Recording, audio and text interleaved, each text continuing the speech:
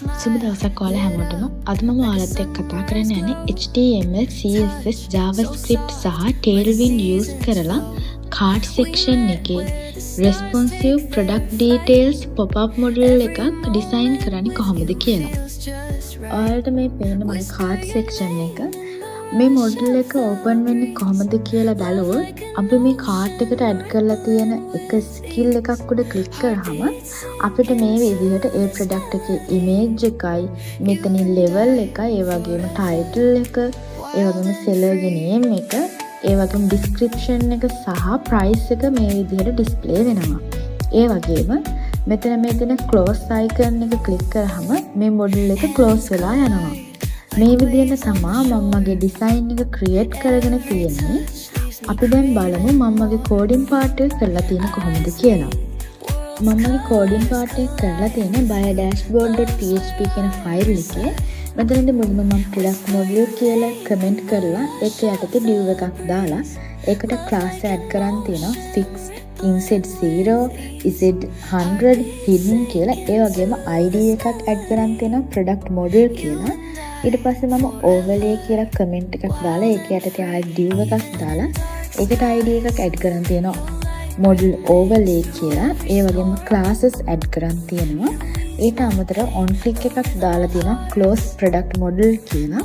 ඊට පස්සේ model content කියන comment එක යටතේ මම ආයෙත් div එකක් දාලා ඒකට id එකක් add කරන් තියෙනවා model content කියලා.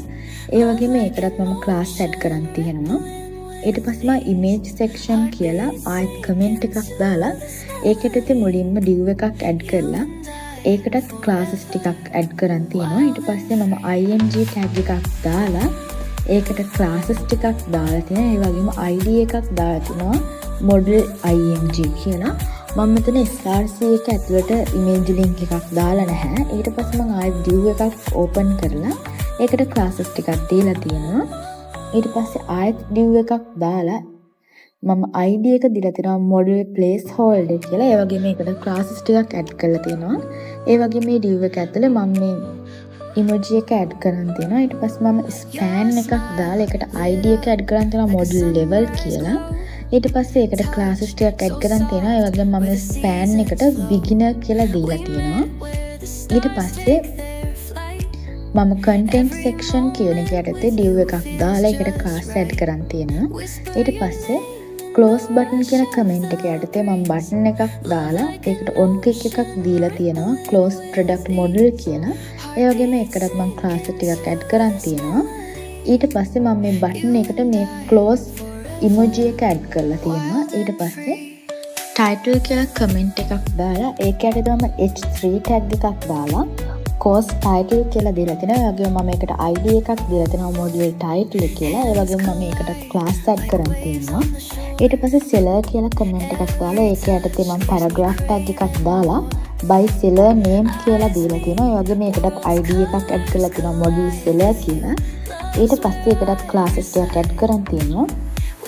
ඊට පස්සේ මම description කියලා comment එකක් දාලා ඒක යටතේ paragraph tag එකක් දාලා මම description here කියලා දීලා තියෙනවා.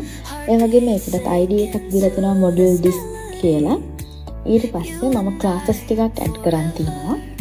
ඊට පස්සේ මම price කියලා comment එකක් දාලා ඒක යටතේ div එකක් add කරන් තියෙනවා. ඒකට මම classes ටිකක් add කරන් තියෙනවා. ඊට පස්සේ ආයෙත් div එකක් add කරලා ඒ div එක ඇතුළේ මම span tag එකක් දාලා price කියලා දීලා තියෙනවා. ඒ වගේම ඒකටත් මම class ටිකක් add කරන් තියෙනවා. ඊට පස්සේ මම paragraph tag එකක් දාලා ඒක ඇතුළේ මේ විදිහට price එකක් add කරලා තියෙනවා. ඊට පස්සේ මම මේකට id එකක් දීලා තියෙනවා model price කියලා. ඊට පස්සේ ඒකත් මම classes ටිකක් add කරලා තියෙනවා. ඊට පස්සේ මේ divs ටික මම close කරලා අපි JavaScript පැත්තේ coding part එක කරලා තියෙනවා. මුලින්ම model logic කියලා මම comment කරලා ඒක යටතේ function එකක් හදාගෙන තියෙනවා open product model කියලා. ඒක ඇතුළේ මම parameter එකක් දාලා තියෙනවා data කියලා. ඒ function එක යටතේ මම constant තුනක් දාලා product model, model overlay, model content කියන IDs තුන අල්ලගෙන තියෙනවා. ඊට පස්සේ මෙතනදී කරලා තියෙන එකෙන් model pop up එක open වෙලා බෑග්ග්‍රවුන්ඩ් පේජ් එක ස්ක්‍රෝල් වෙන එක ස්ටොප් කරලා තියෙනවා. ඊට පස්සේ මෙතන ඇනිමේෂන් පාර්ට් එකක් ඇඩ් කරලා තියෙනවා. මෙතනදී මම කරලා තියෙන්නේ කෝඩ් එක මිලිසෙකන්ඩ්ස් 10කට පස්සේ රන් වෙන්න කියලා ඕවර්ලේ සහ කන්ටෙන්ට් වලට ඔපැසිටි 100 සහ ස්කේල් 100 කියලා ඇඩ් කරලා මොඩල් බෑග්ග්‍රවුන්ඩ් ෆේඩ් වෙලා මොඩල් බොක්ස් එක සූම් වෙලා ඇපියර් කරන එක. ඒ වගේම මම මෙතන open product model කියන ෆන්ක්ෂන් එක කෝල් කරලා තියෙන on click එක දාලා තියෙන්නේ cart items කියලා. මෙතන අපි කමෙන්ට් කරලා තියෙන part එකට අදාළ main div එකේ. ඒ වගේම මේ part එකෙන් මම product එකට අදාළ title, ඒ වගේම seller name එක, level එක, price එක, image එක සහ description එක $product data කියන array එකට දාලා තියෙනවා. ඊට පස්සේ මෙතනදී JSON encode කරලා JavaScript model එකට send කරලා තියෙනවා. අපි දැන් බලමු මම මේ send කරපු details ටික JavaScript පැත්තෙන් handle කරලා තියෙන්නේ කොහොමද කියලා. මෙතනදී මම fill content කියලා comment කරලා ඒකේ යටතේ තමයි coding part එක කරලා තියෙන්නේ. මෙතනදී මුලින්ම model එකේ title place එකට product title එක add කරලා තියෙනවා. ඊට පස්සේ seller name එක show කරලා තියෙනවා. ඊට පස්සේ product එකේ level එක model එකේ display කරලා තියෙනවා. ඊට පස්සේ මෙතනදී මුලින්ම product එකේ price value එක අරගෙන ඒ price එක number එකක් විදිහට convert කරලා තියෙනවා. ඊට පස්සේ price එක comma සහ decimal දෙකක් එක්ක format කරලා තියෙනවා. ඊට පස්සේ price එකට RS add කරලා model price කියන element එකට ඒ value එක display කරලා තියෙනවා. ඊට පස්සේ product එකේ description එක අරගෙන තියෙනවා. ඊට පස්සේ මෙතනින් operator එක use කරලා description එක empty හෝ null නම් no description available කියන message එක display කරනවා. ඊට පස්සේ මෙතන මම if else එකක් දාලා if එක ඇතුලේ මුලින්ම data.image කියලා image එක තියෙනවද කියලා ටෙස්ට් කරලා තියෙනවා. ඊට පස්සේ තියනවා නම් model එකේ image එක update කරන්න කියනවා. ඒ වගේම placeholder එක hide කරන්න කියලා කියනවා. ඊට පස්සේ මම else එක ඇතුලේ image එක නැත්නම් model එකේ real image එක hide කරලා placeholder එකේ තියෙන image එක display කරන්න කියලා තියෙනවා. ඊට පස්සේ මම close product model කියන function එක create කරන් තියෙනවා. ඒ වගේම close button කියන comment එක යටතේ තියෙන coding part එකටත් overlay කියන comment එක යටතේ තියෙන coding part එකටත් මම on click එකක් දාලා close product model කියන function එක call කරගෙන තියෙනවා.